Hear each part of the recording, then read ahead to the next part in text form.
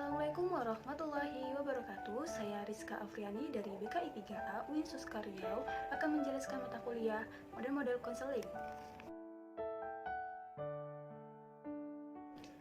Teknik konseling psikoanalisis.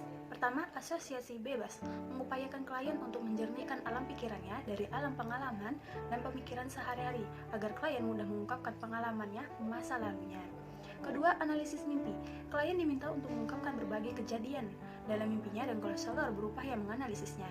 Ketiga, interpretasi. Mengungkapkan apa yang terkandung di balik apa yang dikatakan klien. Keempat, analisis resistensi. Resistensi itu berarti penolakan.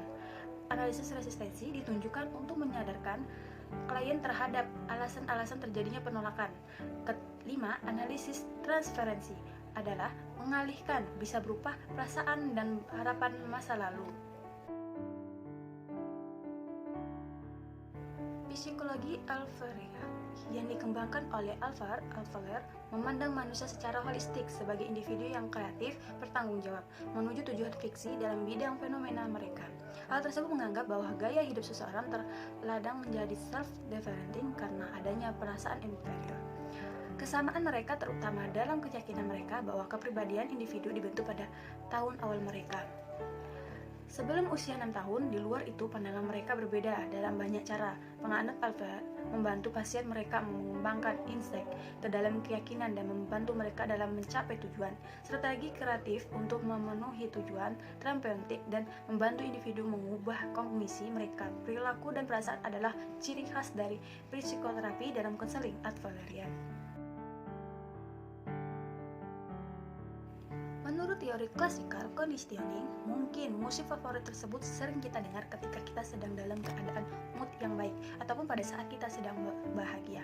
Sehingga musik favorit tersebut kita anggap sebagai suatu stimulus dan dapat membuat kita menjadi bahagia, dan lama-lama musik favorit tersebut telah terasosiasi dan perasaan bahagia. Konsep dasar model konseling pasional, emotif terapi. Manusia dipengaruhi oleh orang lain dan lingkungan sekitar, dan individu juga secara mengajak mempengaruhi orang lain di sekitarnya.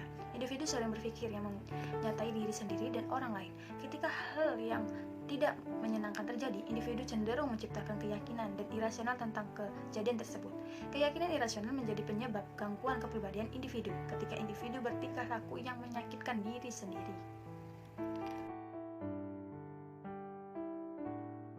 Di dalam terapi ini, Roger selalu menghindari pengarahan istilah klien digunakan untuk menggantikan istilah pasien, untuk menunjukkan adanya hubungan yang sejajar antara orang yang melakukan terapi dan yang diterapi, dan bahwa yang diterapi itu adalah orang yang sehat, orang yang punya wawasan, dan ia orang yang sakit. Nasihat langsung, di mana konselor secara terbuka dan jelas menyatakan pendapatnya. Metode persuasif dengan menunjukkan pilihan yang pasti dan secara jelas.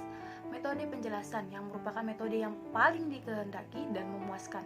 Konselor secara berhati-hati perlahan-lahan menjelaskan daya diagnostik.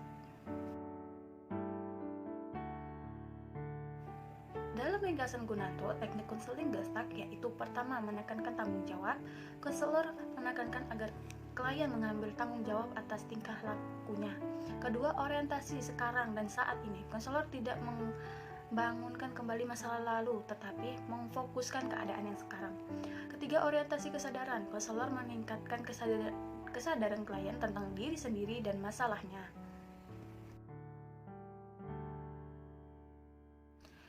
Teori yang mendasari logoterapi, eksistensialisme. Logoterapi merupakan salah satu teknik psikoterapi eksistensialisme, di mana tujuan teknik psikoterapi yang menggunakan filosofi existentialisme ini adalah untuk menguapkan makna dasar keberadaan yang mendasari kehidupan manusia sehari-hari, guna mencapai kehidupan yang autentik, yang lebih baik. Manusia eksis dalam waktu yang maksudnya adalah kejadian yang terjadi pada masa kini akibat adanya suatu sumber di mana lalu dan hingga masa yang akan datang dengan berbagai kemungkinan.